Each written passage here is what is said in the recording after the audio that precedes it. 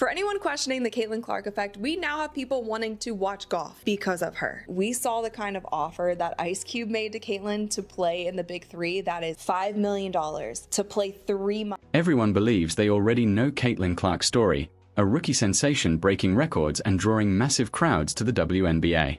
But the truth is far more surprising than the headlines suggest. It begins with an unexpected $10 million earned off the court, a paycheck that turned her into a marketing powerhouse and a quiet force reshaping the WNBA's balance of power. Higher than the NBA. So I was like, oh, what's she going to get paid? Because finally, you can get a real paycheck. And then I saw it and I was like, this can't be right. Because this is what it is. In the first year, Caitlin Clark will earn $76,535. Caitlin Clark just proved you don't have to be on the court 24/7 to earn millions. While others grind through their 9-to-5s, this rookie is collecting 6-figure checks simply to show up and talk. Brands are flying her across the country, paying sums that could buy a house just to have her on stage. Meanwhile, the WNBA seems to be paying her mere peanuts in comparison. She's built an incredible $10 million fortune by turning her off-court presence into a financial powerhouse. And yes, it's exciting to see the player everyone once pitted now boasting more zeros in her bank account than some seasoned NBA veterans. But there's a lot more to this story than meets the eye. And I'm so happy for her to get the $28 flipping million. Caitlin Clark isn't just making money hand over fist.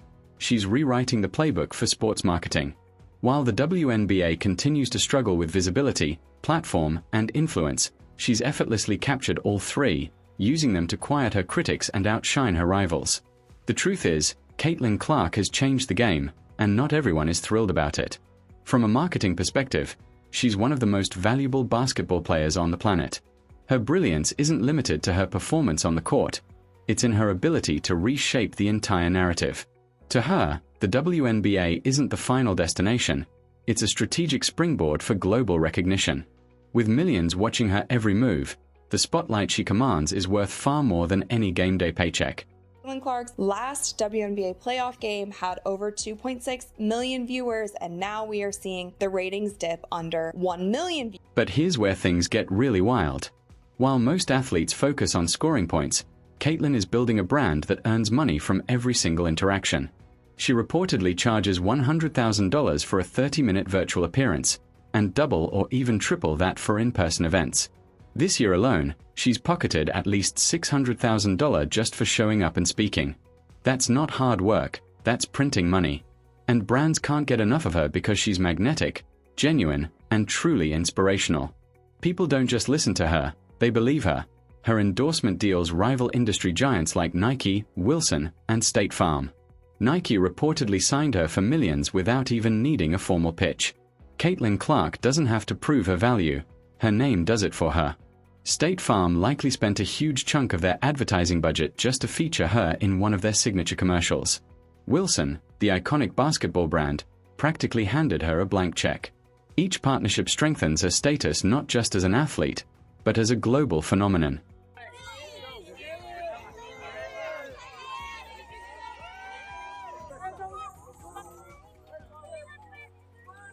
What happens next almost defies belief. Caitlin even had the nerve to turn down offers from a new women's basketball league that offered her a $1 million salary plus equity. Most players would have signed on the spot, but not Caitlin. She's playing chess, not checkers. While a quick payday might sound appealing, the WNBA gives her something far more valuable: credibility and a powerful platform. Her decision to stay is a smart, calculated move that's already paying off, and then there's her social media presence, a force of its own. Millions follow her every move, and every post becomes an opportunity to earn. She's mastered the art of sponsored content and affiliate marketing better than most full-time influencers. Caitlin Clark's brilliance lies in how she transforms her massive following into consistent income, turning every like, comment, and share into real value. Smith has said that the league is going to lose about $50 million. Is there a scenario that you will try to raise more money right now? Probably not. We probably don't need to raise capital like we did back when I came in 2020. This is the part that will truly blow your mind. Caitlin Clark is only getting started. She hasn't even begun to tap into her full potential. Yet she's already redefining what it means to be a modern athlete. Her story goes far beyond basketball. It's about vision, strategy, and an unshakable drive to succeed. She sees the bigger picture in a way few others do. In both marketing and performance, Caitlin Clark has quickly become synonymous with excellence. At just 22 years old, she's more than an athlete. She's a walking, talking, shooting money machine. Companies are willing to pay staggering amounts for just a few minutes of her time. 30 minutes with Caitlin Clark can mean a six-figure payday because she's mastered the art of monetizing fame in ways most veteran pros can only imagine. It's not just about what she says, it's about the ripple effect she creates. The buzz in the room, the social media frenzy, and the news headlines that follow the next day.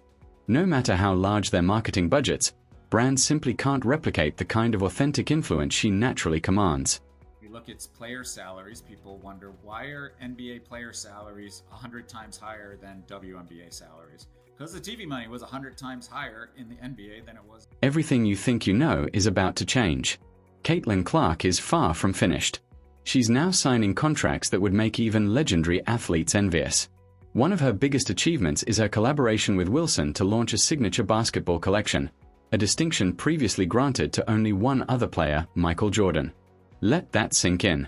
Clark is breaking barriers as the first female basketball player to earn such a deal, proving that her brand is a lasting force, not a passing trend. She's also partnered with State Farm, securing a multi-million-dollar deal that features her in commercials alongside their iconic Like a Good Neighbor jingle.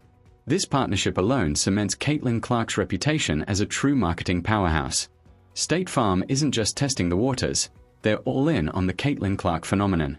Magic moment, if you recall, from 1979 when those two rookies came in from a big college rivalry, one white, one black.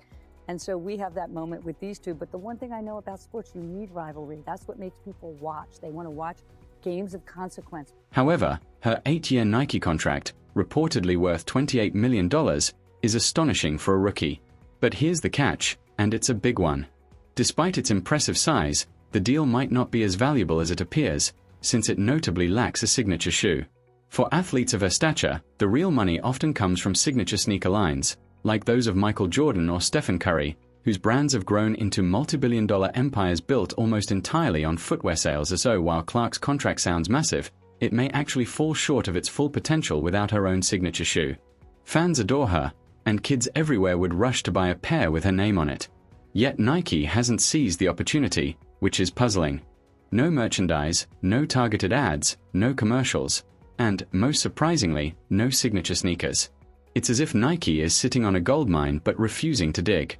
Just imagine the uproar if Clark stepped onto the court during the WNBA playoffs wearing her very own signature trainers. Whatever really happens with Caitlin Clark, I would say her big thing is to be ready for the WNBA season. And people are like, why? She's only making $70,000 in the WNBA.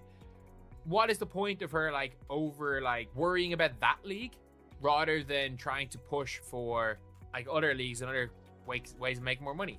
Because the WNBA is what's getting the most out. Every basketball fan, young and old, would rush to get a piece of Caitlin Clark's magic, and releasing her shoes immediately after a big game would spark an unprecedented sales frenzy. Yet Nike seems to be dragging its feet, making Clark's otherwise impressive deal feel like it's missing that vital X factor. Experts agree that her marketability surpasses that of many veteran pros because her appeal isn't just national, it's global. Every game she plays draws millions of viewers, generating the kind of attention most brands spend billions to achieve. The hard truth is that Nike risks losing momentum with every delay. Each day without a signature shoe represents a missed opportunity, especially now, when Clark's star power is at its peak. The WNBA playoffs provide the perfect stage to launch a brand, but if Nike doesn't move quickly, they could lose both money and momentum. Clark's success isn't just about her talent on the court, it's about how she has completely rewritten the rules of athlete branding.